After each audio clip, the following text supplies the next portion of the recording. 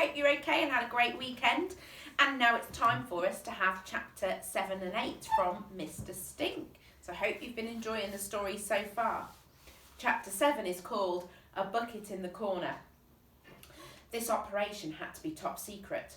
Chloe waited until darkness fell and then led Mr. Stink and the Duchess silently down her street before slipping through the side gate to her garden.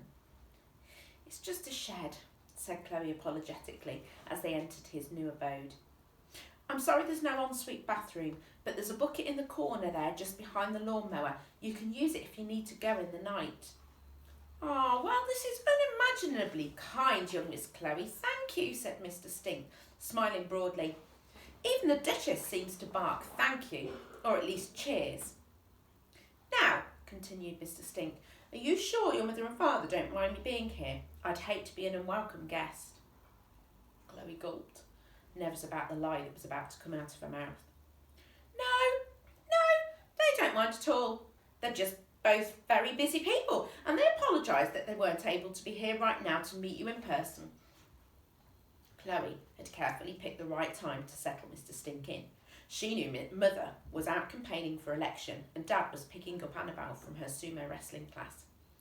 "Well, I'd love to meet both of them," said Mr. Stink, "and see what people turned out such a wonderfully generous and thoughtful daughter.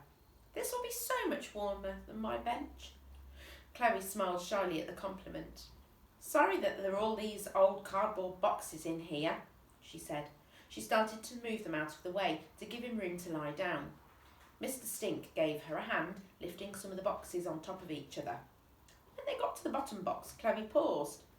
Poking out of the top was a charred electric guitar. She examined it for a moment, puzzled, then rummaged through the box and found a pile of old CDs. They were all the same, stacks and stacks of an album entitled Hell for Leather by the Serpents of Doom. "Have you ever heard of this band?" she asked. "I don't really know any music past 1958, I'm afraid." Chloe studied the picture on the cover for a moment. Superimposed in front of a drawing of a giant snake stood 4 long-haired, leather-jacketed types. Chloe's eyes fixed on the guitar player, who looked an awful lot like her dad, only with a mess of curly black hair. "I don't believe it," said Chloe. "It's my dad." She hadn't any idea her dad had ever had a perm, let alone that he'd been in a rock band. She didn't know which was more shocking, the idea of him not being bald, or the idea of him playing electric guitar. "Really?" said Mr. Stink. "I think so," said Chloe. "It looks like him anyway." She was still studying the album cover with a curious combination of pride and embarrassment. "Well, we all have secrets, Miss Chloe. Now, what should I do if I require a pot of tea or a round of sausage sandwiches on white bread, please, with HP sauce on the side? Is there a bell I should ring?" Chloe looked at him, a little surprised. She hadn't realised she was going to have to feed him as well as shelter him. "No, there's no bell," she said. You see that window up there? That's my bedroom." "Ah, yes. Well, if you need something, why don't you flash this old bicycle light up at my window? Then I can come down and, take your order." "Perfection," exclaimed Mr. Stink.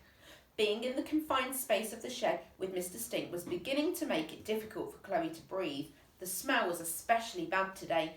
It was stinky even by Mr. Stink's stinky standards. "Would you like to have a bath before my family get back?"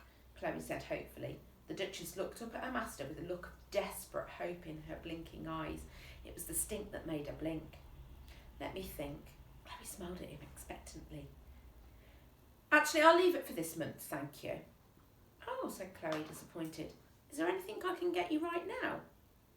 "Is there an afternoon tea menu, perhaps?" asked Mr. Stink. "A choice of scones, cakes and French pastries?" No," said Chloe, "but I could bring you a cup of tea and biscuits, and we should have cat food that I could bring for the Duchess."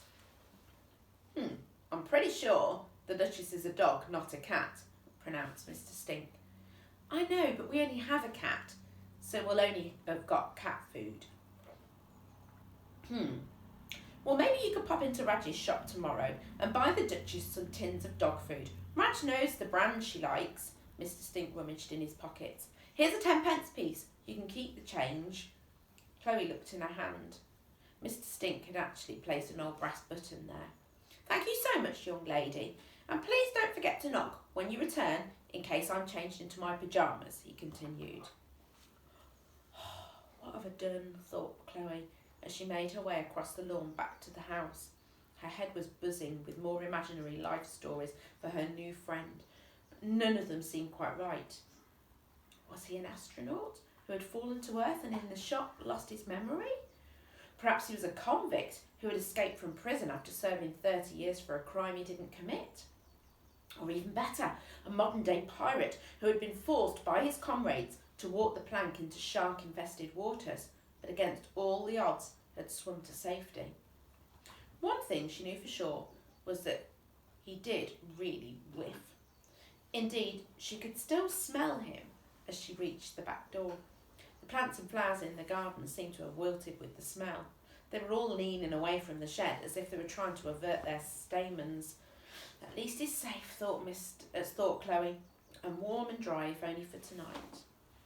When she got up to her room and looked out of the window, the light was flashing already. All butter Highland shortbread biscuits, if you have them, please, called up Mr. Stink. Thank you very much. Chapter 8. Maybe it's the drains. What's that smell? Demanded Mother as she entered the kitchen. She'd been out all day campaigning and looked stiffly immaculate as ever in a royal blue twin set, except for her nose, which was twitching uncontrollably in disgust. What smell? Said Chloe with a short delay as she gulped. You must be able to smell it too, Chloe. That smell of... Well, I'm not going to say what it reminds me of. That would be impolite and unbecoming of a woman of my class and distinction. But it's a bad smell. She breathed in and the smell seemed to take her by surprise all again. My goodness, it's a very bad smell. Like a malevolent cloud of darkest brown, the smell had seeped through the timber of the shed, no doubt peeling off the creosote as it travelled. Then it had crept its way across the lawn before opening the cat flap and starting its aggressive occupation of the kitchen.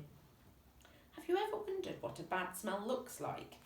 It looks like this.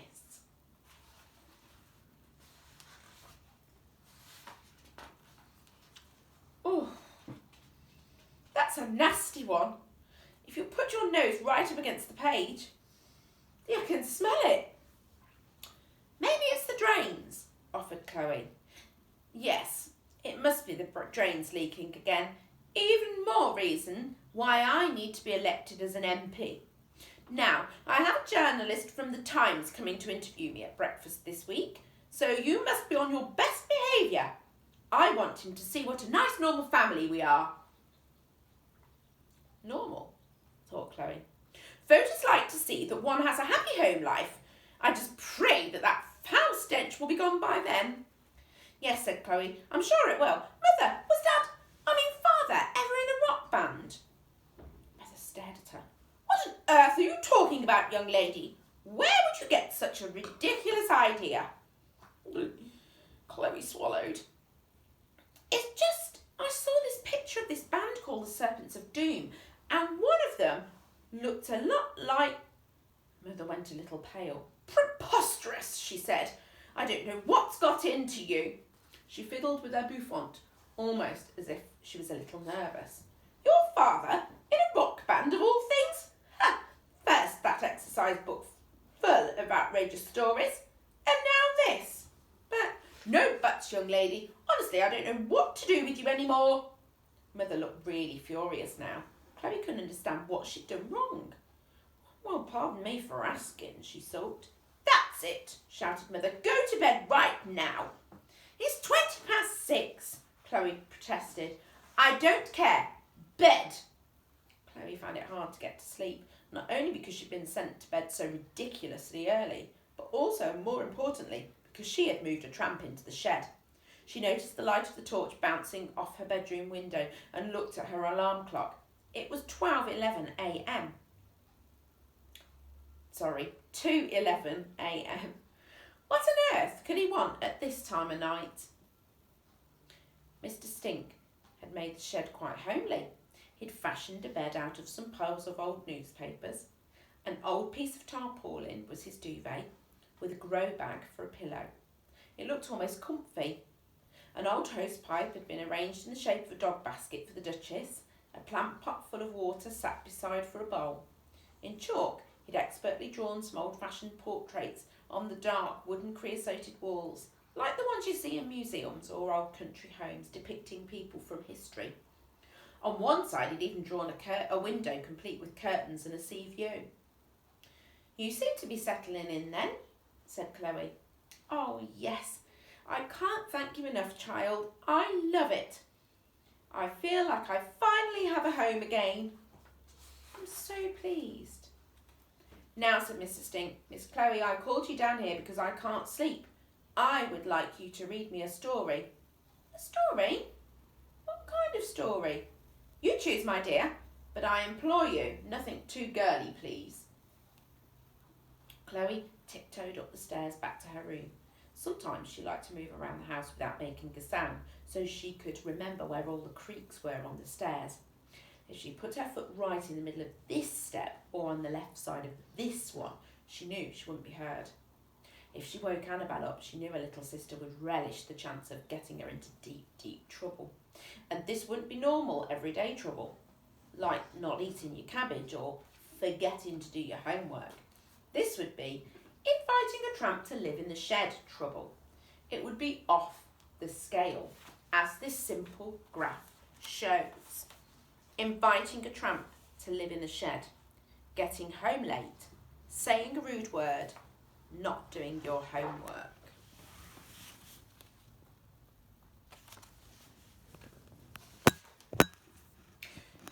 Alternatively, if you look at a simple Venn diagram, you can see that if figure A is trouble and figure B is serious trouble, then this shaded area here, representing inviting a tramp to live in the shed, is a subsection of figure B.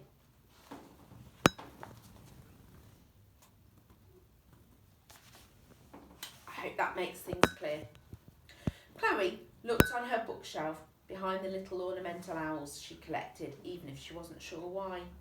Did she even like owls? One distant aunt buys you a porcelain owl one day.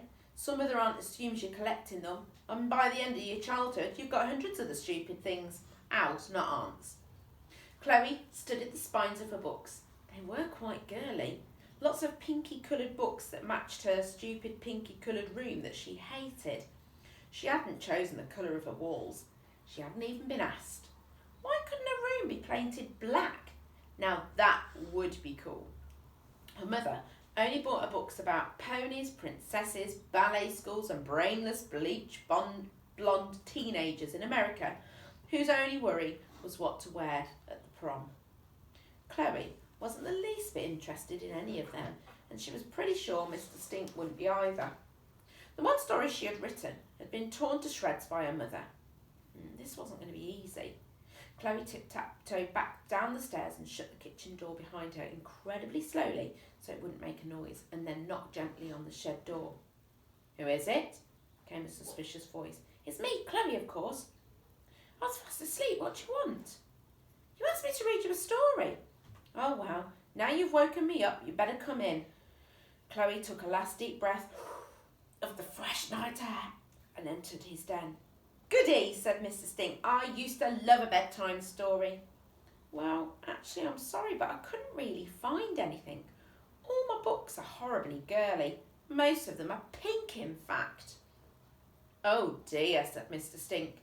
He looked disappointed for a moment, and then he smiled at a thought. "But what about one of your stories?" "My stories?" "Yes, you told me you like to make them up." "But I couldn't just... what if you don't like it?" Chloe's stomach fizzed with a peculiar mix of excitement and fear. No one had ever asked to hear one of her stories before. "I'm sure I'll love it," said Mr. Stink. "And anyway, you'll never know until you try." That's true," said Chloe, nodding. She hesitated for a moment and then took a deep breath. "Do you like vampires?" she asked. "Well, I don't know any socially." "No, would you like to hear a story about vampires? These are vampires who are teachers in a school, who suck the blood out of their poor, unsuspecting pupils. Is this the story your mother tore up? Yes, replied Chloe sadly, but I think I can remember most of it. Well, I would absolutely love to hear it. Really? Of course. All right, said Chloe. Please can you pass me the torch? Mr. Stink passed it to her, and she turned it on and put it under her face to look scary. Once upon a time, she began before losing her nerve. Yes? Once upon a time. No, I can't do it. Sorry. Chloe hated reading out loud in class. She was so shy, she would even try and hide under the desk to avoid it. This was even more terrifying. These were her words. It was much more private, more personal, and she suddenly felt like she wasn't ready to share it with anyone. Please, Miss Chloe, said Mr. Stink encouragingly. I really want to hear your story. It sounds top banana. Now you were saying, once upon a time. She took a deep breath. Once upon a time, there was a little girl called Lily who hated going to school. It wasn't because the lessons were hard. It was because all her teachers were vampires. Wonderful opening, Chloe smiled and continued. Soon she was getting really into it and putting on voices for her heroine, Lily. Lily's best friend, Justin, who was bitten by the music teacher in a piano lesson and became a bloodsucker too, and Mrs. Merk, the evil headmistress, who was in fact Empress of Vampires. The tale unravelled all night. Chloe finished the story just before dawn as Lily finally drove her hockey stick through the headmistress's heart. Mrs. Merk's blood spouted out of her like newly struck oil, redecorating the sports hall a dark shade of crimson. The end. Chloe turned off the torch, her voice hoarse and her eyes barely still open. What an absolutely gripping yarn, announced Mr. Stink. I can't wait to find out what happens in book 2. Book 2? Yes, said Mr. Stink. Surely after killing the headmistress, Lily is moved to another school, and all the teachers there could be flesh-eating zombies. That, thought Chloe, is a very good idea. And that's the end of our couple of chapters for today. Take care.